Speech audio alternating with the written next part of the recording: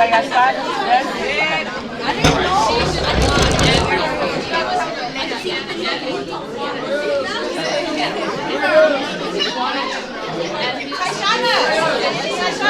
Ryan,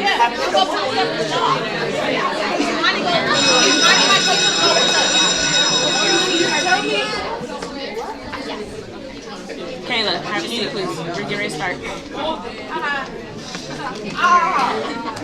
Okay. All right, good morning, everyone. Hold on. I didn't realize I was talking about myself. Good morning, everyone. Good morning. So much better.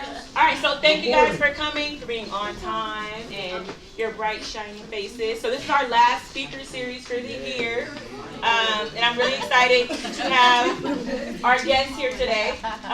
So for those of you who don't know, we have the Shaheens here. Say good morning, everyone.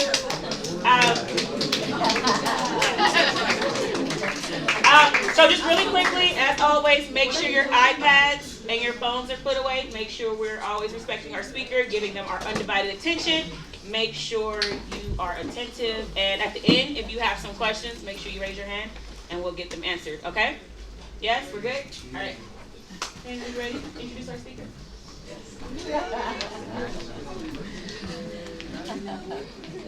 Holly Noku. That's me. Earned her bachelor's of science in nursing from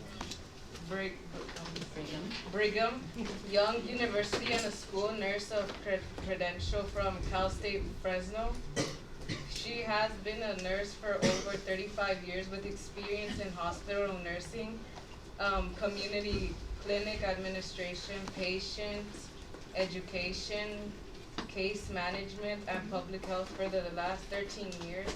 She has been a school nurse at 4 elementaries in Los Angeles Unified and spends her days applying colorful band-aids, tying shoes, and splinting arms from falls off the monkey bars amongst 100 other duties. She is married with 3 daughters, all of whom have chosen to study history in college. So she is happy to be sharing passion with students likely to pursue a career in the medical field. Please welcome Mrs. Holly.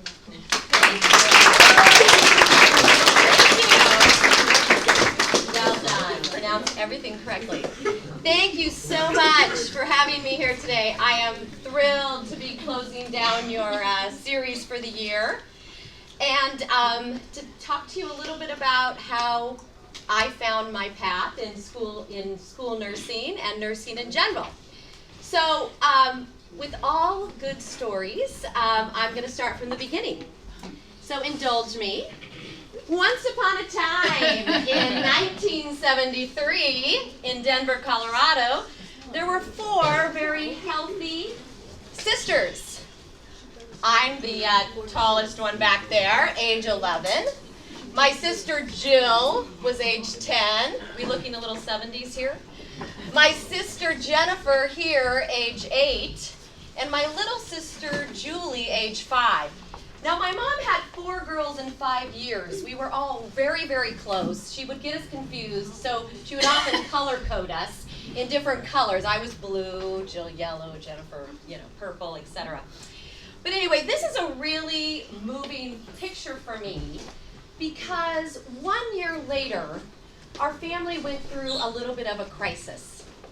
And my sister Jennifer, who was age 8 at the time, the following year, was diagnosed with a terminal case of Hodgkin's lymphoma. Now, Hodgkin's disease is a cancer of the lymph nodes. Anybody know what the lymph nodes are? Okay, yeah, exactly. You feel the side here. Lymph nodes are a little organ which produce and store blood cells that help fight disease and infection. So we have them on our neck area, under our arms, in our pelvic area. So my sister developed cancer. And this was really a tragic situation because by the time it was caught, it was what we call stage 4. which means it had actually traveled throughout her body and affected her major organs. So I remember my parents just being devastated, and they went into the doctor's office, and the doctors in 1974 said, take this telephone book and rip it up, because we know you don't know. It's so frustrating. We don't know what to do here.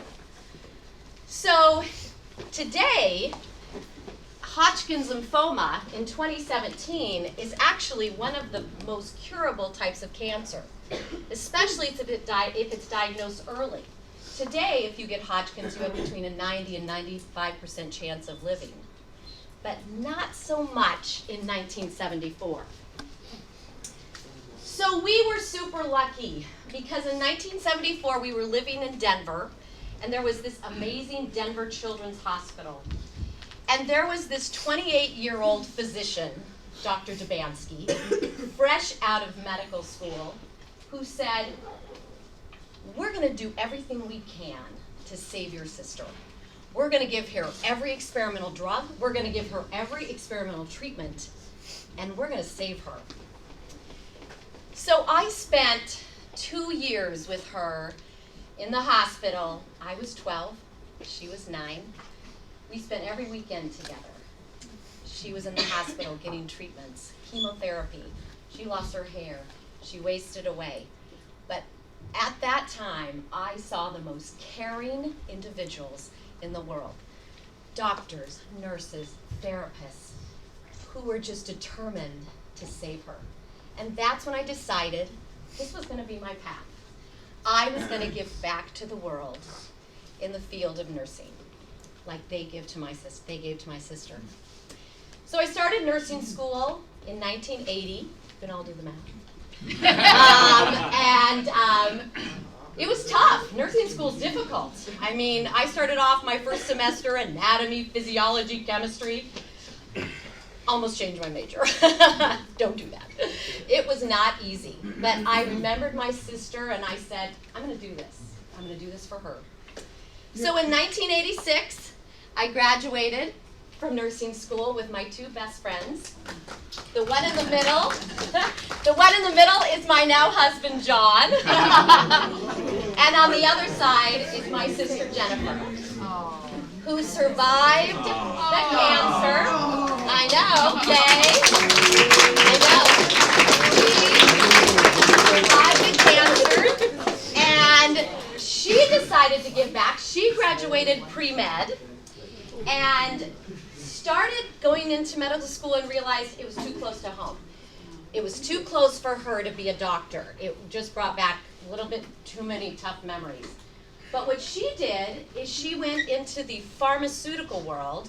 She got an MBA from Northwestern, worked in drug marketing for and started marketing some of the most famous cardiovascular drugs in the world.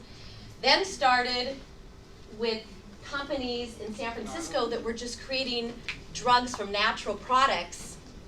She did great. After 30 years in the medical world, she now owns an amazing florist in San Diego. So she's a flower maker, and she's here on the left, and is now giving back to the world that way. So anyway, that's a great story, but that's how I became a nurse. So in 1986, I graduated from nursing school, moved to Los Angeles, and I said, okay, well, I'm going to do what most nursing students do when they graduate. I'm going to go work in the hospital. And so I started at Cedars-Sinai Medical Center. You guys know where Cedars-Sinai is? Have you heard of it? Okay, it's in Los Angeles. In 1986, in Hollywood, there was an AIDS crisis going on. Anybody heard of AIDS? Okay. Not so much anymore, but in 1986, we were steeped in it. A tragic disease. People were dying. They couldn't figure out the cure. It was kind of 1974 all over again with the cancer. So I started working with the AIDS patients. And it was devastating because we were losing so many patients. So what I found that I liked in the nursing, this profession, was talking with the patients helping them manage their disease, educating them about how to take care of themselves, caring for them after they left the hospital. And so I realized that the hospital might not be the perfect place for me. So I stepped out of the hospital and into what we call the public health sector. And I started working for a clinic that started working with older adults and promoting healthy choices for older adults as far as nutrition and blood pressure and exercise. And then I started working with women and working with them for breast and cervical cancer screenings, helping uninsured and low-income women. And then I started going into a foundation, and I worked again with women in the community, helping them find treatment for breast and cervical cancer screening. So this was an interesting path, for about 15 years in various areas of community nursing. And then I realized, nursing is really like a rubber band, okay? And this is metaphor, you have a core set of skills, and you have a core set of education, nursing, but it can be stretched in every different direction that you can choose. And I'm hoping in your speaker series that you're going to be seeing a lot of different nurses in a lot of different capacities, because there's nurses in the ICU unit, there's nurses in the community, there's nurses who are doing work in the law firms, there's case managers. There's, again, multiple ways that you can do nursing. So I have a lot of rubber bands here if you guys want to pick one up, but you can't be shooting them. He's like, okay, let's shoot the rubber band. So then I become Nurse Knuckles. Okay, can't shoot the rubber bands, friends. But anyway, so nursing is like this. So after 2003, I found myself here with 3 kids and a husband, and I thought, what do I do now? Because I've left one area, and what am I going to do next in my nursing career where I can have a balance between family and keeping my nursing going? So the one in the center here, I got a call from the school nurse. Your kid has lice. Okay, now this is the moment that we all do this. Lice, because everybody, when you hear the word lice, right? Oh my God. Immediately you start itching your head. Anybody had it? Okay, no.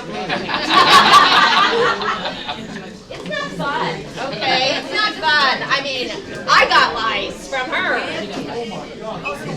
Yeah. Oh, they're all bringing up these memories of lice, right? Remember, anybody had a school nurse? Lice check, right? Lice check. All right. So, okay, so I went to go pick up my kid from school and started talking to the school nurse. And she started telling me everything that she did as a school nurse, and I was like, yeah, I want to be a lice buster, okay? I want to be a lice buster. That's my next job in nursing. That's what I'm going to do. I'm now going to be a school nurse.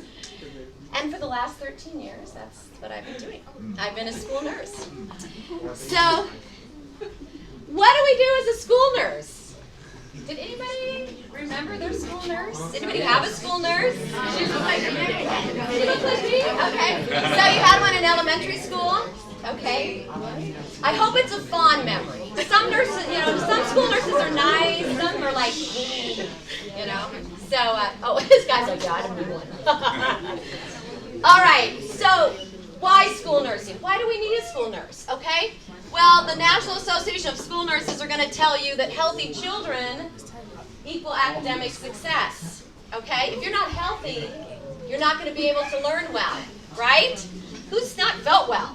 Can you, read your AP text? No, you can't. LA Unified says school nurses focus on students' health and promote student attendance and achievement. Our job is to keep the kids in school. If you're not in school, it's harder to learn, okay? Stay in school, that's right, exactly. But what do we really do, okay? What do we really do as school nurses? So this is kind of what we do on a typical day. First aid. you would not believe the type of first aid we do. I'm going to share with you a little bit later some of my favorite notes from some of my students. First aid from injured. Anybody remember going to the nurse, getting a Band-Aid? Okay, exactly. All right, anybody fall off the apparatus, break an arm here? Linda, she's broken an arm. Okay, anybody remember that? All right. Big deal. Every day we take care of a lot of kids. Second, medication management. You know, a lot of kids take medication in school. All right, we have a lot of diabetics. We have a lot of kids with allergies with EpiPens. We have a lot of kids that take medications for attention deficit or asthma. Anybody have asthma here? Okay. All right. So high school kids are pretty much at this point able to a lot of times manage, but not so much in elementary. It's a bat. I think it's a moth. I think we're good. All right. Okay. Are we okay? Do we get rid of the... We need a moth buster. We all good? Okay.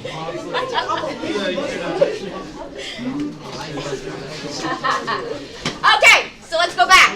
So these are some of the other things we do. We control communicable diseases. Like, for example, chicken pox, whooping cough, lice. I get to bust lice. Vision and hearing screening. Anybody remember getting their hearing tested in school? No. Yeah. Getting your eyes checked. Okay. You know, a lot of what school nurses are dictated by the state. We have in the state of California something called an educational code. And in that educational code, there's actually a whole section about nursing and health. And legally it's mandated that in kinder, 2nd, 5th, 8th, and 10th grade, you should be getting your vision checked and your hearing checked. Why? Because a lot of kids don't have physicians or don't go to doctors to get that done.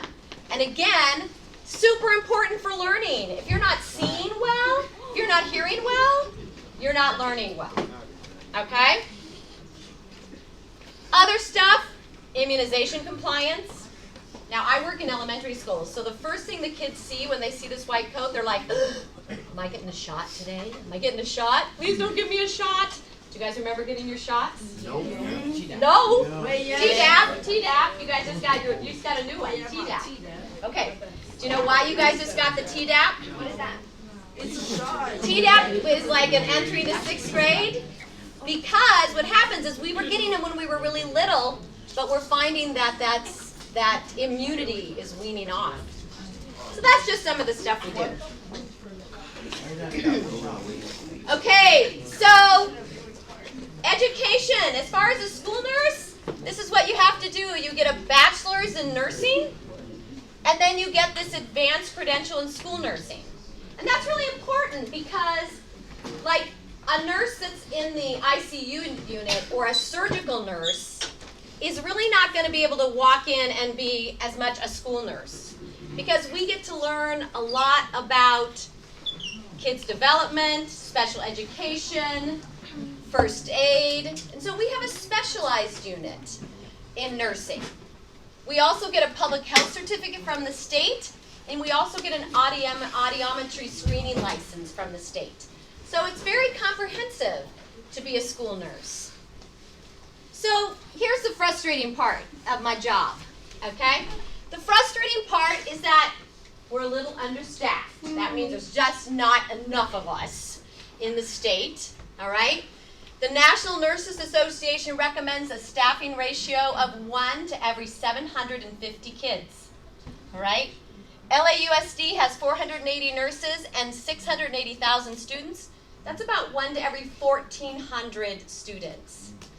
I have 4 elementary schools and I serve 2,000 kids. So that is a lot that I'm responsible for. I don't really remember names. So I really go to one school 1 day a week and manage all the kids and all these other responsibilities in 1 day. So that's the frustrating part of my job. But when National School Nurse Day rolls around and I get the letters from my kids, it makes all up for all this difficult work. So here's a these are the types of letters I get. Dear Miss Holly, thank you for always taking care of me. I remember when you made my nose stop bleeding, and then you called my mom when I peed my pants. And you put my tooth in a little treasure box. Thanks, you the best nurse. So this is from David. You know, we do a lot of nosebleeds. Is somebody relating with the peeing their pants here? Okay. I heard some rumbling like, oh my God, that was me. You know, okay, good. She's making a decoration. Thank you for always taking care of me. I remember when you took care of me when I broke my arm. Next, you checked my hair for lice, and that I fell down and you healed me. Thanks again for everything. You the best. Natalie Carrillo. I mean, it's like moments like this when you get these letters. So my next one is my favorite. I'm going to set it up for you because, of course, this is Ricky. He's like a first grader. No, Ricky's about a second grader. The bell rings, end of day. Ricky like tears out of the classroom, crashes with a friend, falls backwards, has a gash about this big in his head, comes running into the health office. I'm gonna die, you know, and he's bleeding, you know, and head wounds just bleed and bleed and bleed. And he's like got his fingers, I can feel my brain. Oh my God, I can feel my brain. You know, so I'm getting my gloves on, of course, and I'm like, you're gonna make it. You're gonna make it. You're gonna make it. So Ricky sends me this letter. Dear Nurse Holly, thank you for always taking care of me. I remember when I opened up my head. That's when I was bleeding a lot. Then I remembered that I thought I would die. But you said, I'll survive. Thanks again for everything. So when I got this letter that said, I will survive, it really took me back to 1974. Because that's what the doctors told my sister. You're going to survive. And for me to have that moment with little Ricky, you're going to survive, I was able to tell him that. It really brought it full circle. So, friends, Pablo Picasso said, the meaning of life is to find your gift, and the purpose of life is to give it away. So really, I really hope that all of you will find your gift in life. Okay? Whatever your path, whatever your passion, if it's in the medical field, if it's in the art world, and then the purpose of life is to give it away. Because I think as we age, that's what it is all about. So thank you.